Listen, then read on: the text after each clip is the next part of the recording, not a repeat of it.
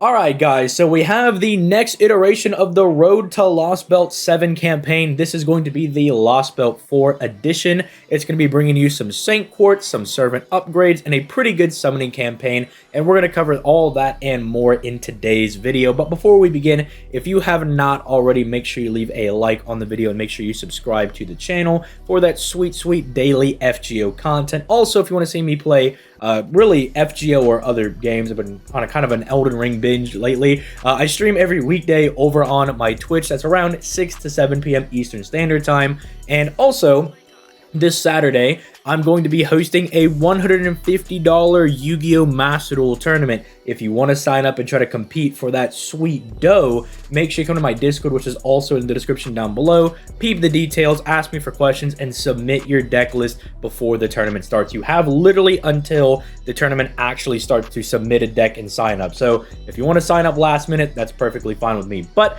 with all that being said, let's dive into all the important stuff in regards to this campaign. So first and foremost, we got 16 Saint Quartz available for pretty much everyone. So every time that they've done one of these Lost Belt campaigns, they made it to where any player, regardless of whether or not you own the servants or not, could do all of the interludes for all of the servants that were pretty much relevant in that Lost Belt.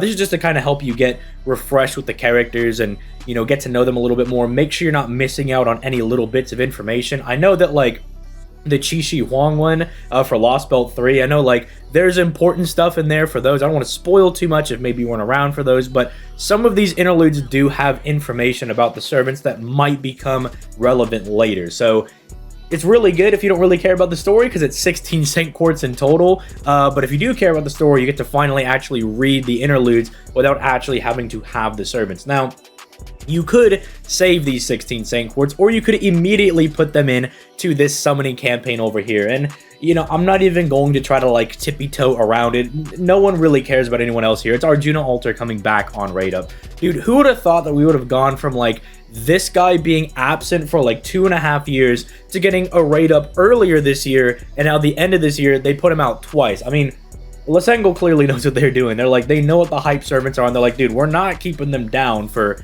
2.5 years again. We're gonna spam these servants and get people to drop some fat stacks. Although, ironically enough, if you're an NA player, it might be a little bit hard to do with the whole Google Play thing, making it hard to buy JP currency right now. But there's ways to crack the codes, and I'm sure some of you guys have figured it out. But regardless, he's a very strong servant. He didn't get an upgrade, I don't think. I haven't checked the upgrades because I like to actually look at those live with you guys so you guys can kind of see what my initial thoughts are for the upgrades for the servants. I know it was Neza and Lakshmi Buff, I believe, but regardless, Arjuna Alter's not the one that got the buff. Not that he really needs it. The guy's still an absolute unit. Really good for farming, really good for boss killing, could cheese a lot of fights in the game. Just like an absolute truck of a unit. Like, if you want someone that's just going to, like, smack somebody with the universe-ending sword, Arjuna Alter is your guy. Everybody else here, though, I don't think anyone else is particularly worth going for specifically. Like, Ashwataman is really good, but would I recommend you summoning for him, especially on the JP version when we don't know what's going to come out next? I mean, them throwing out Arjuna Alter kind of signals to me that there's probably going to be something hype coming after this event, so keep that in mind. They are a business, they are, you know, smart, right? They're going to throw out a hype servant, try to get your Saint Quartz, and then drop, I don't know, some random Karano Kyokai servant or something. Don't take that as gospel, but you guys get what I'm saying. They might just throw something else hype afterwards, right? But Asclepius being on here is a really good get for a lot of players.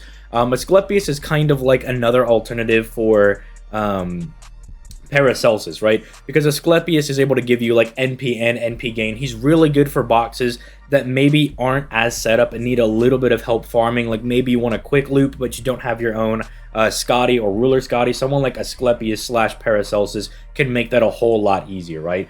So he's a really good pickup. Even if you can just get, like, one copy of him, it might be worth throwing a few tickets or something to try to fish him out. He is a 3-star, so you'd think he'd be easy to get, but, you know, after all those summons we did for Okita, I think we only walked away with, like, a total of, what, 3 Izos? So, you know, don't believe in it. They're just 3 stars, quote unquote. They're still really hard to get. But there's also going to be some challenge quests. These are basically the some of the more iconic fights from Lost Belt 4 being converted into like a harder difficulty. So you'll fight, I mean, if we just scroll down, you'll fight like Neza, and then you'll fight like extremely gassed up Neza, right? Like that's kind of like the difference, right? Is that you fight like one where it's like the normal fight that you just get to redo again, and then they bring it back and they just gas up their HP and everything to like absurd levels. So if you have a more like established box, you could take them out and try to get some tickets. They're kind of fun, but I'm not the biggest fan of like just massively increasing an enemy's HP and then just being like, hey, look, we made it harder, right? I'm not as big of a fan as that, but it is nice to give us a little bit of extra content to play. If you want something a little bit more challenging, you can go ahead and tackle that. But then finally, the last thing that we have here is we have the Lakshmi buff, and then we have a buff to Nez. I'm looking at the top of the screen up here because I'm trying not to look at it because I want to talk about it, but I don't want to actually look at it. I want to actually like compare and contrast how good they got. Bro, don't show me the buffed one. Show me this. Okay. I heard that Lakshmi actually becomes like really viable after this buff. So I'm kind of curious to see what they're going to give her. It's going to be, they're going to give her a quick and NP gain buff. That's a little nutty. She still doesn't have the battery, I don't believe, but this is a really good step in the right direction. I can definitely see why people were saying that she becomes usable now. Because if you guys don't know, there's like the trifecta for farming, right? If you're a looping servant, like not a buster servant where you just get raw NP and you just do a lot of damage.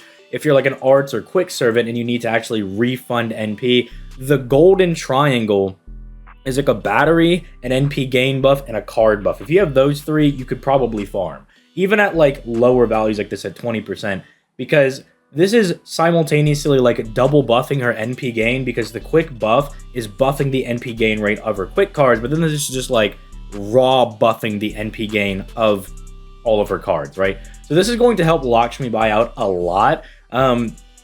I think it's going to kind of make her a budget version of, what's her name? Of Yugioh Alter, the Saber one, right? The summer one. I think she'll kind of become a budget version of that. Let me just check her damage real quick, because if her damage is like decent, she might actually become somewhat viable. I know she's low, but she's a 4-star, so you might have scooped up extra copies.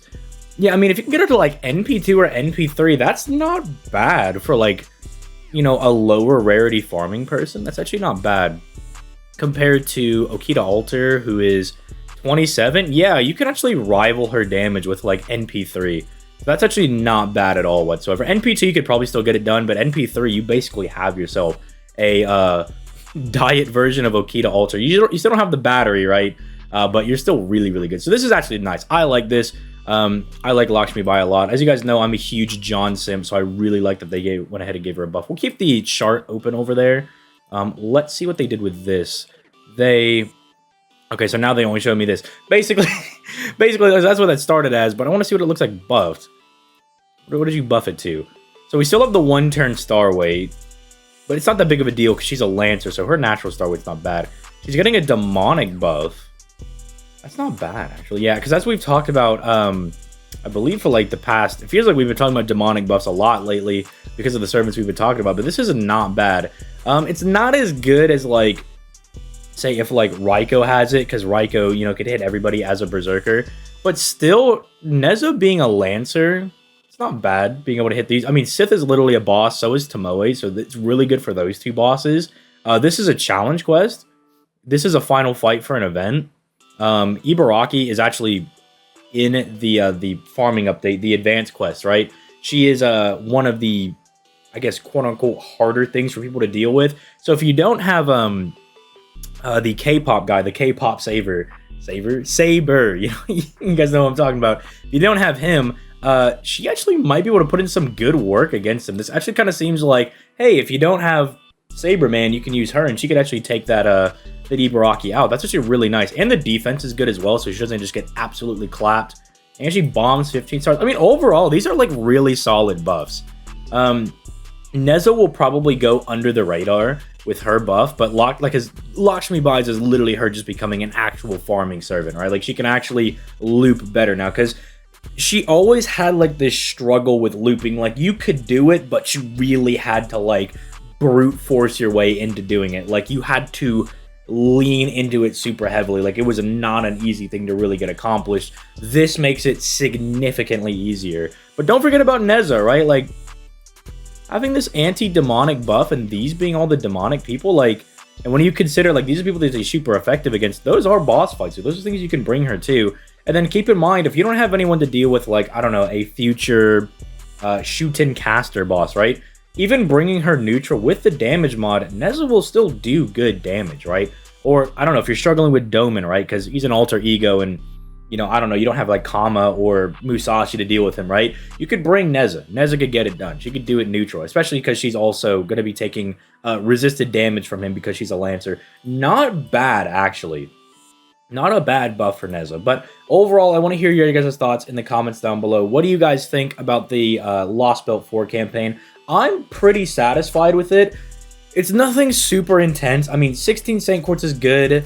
The buffs here, I'm very happy with. I think they did these two very, very well. I always love doing this content. It's just like free, bonus, challenging stuff to do.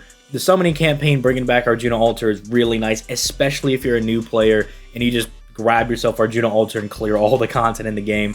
I think it's really, really nice. I think it's a really good small update to kind of keep us tided over until we have the next event announced. But again, let me know what you guys think in the comments down below. Don't forget to leave a like on the video, subscribe to the channel, and make sure you peep those links down in the description down below. But with all that being said, I'm going to go ahead and get out of here. You guys have yourselves a nice day. Peace. Late, guys.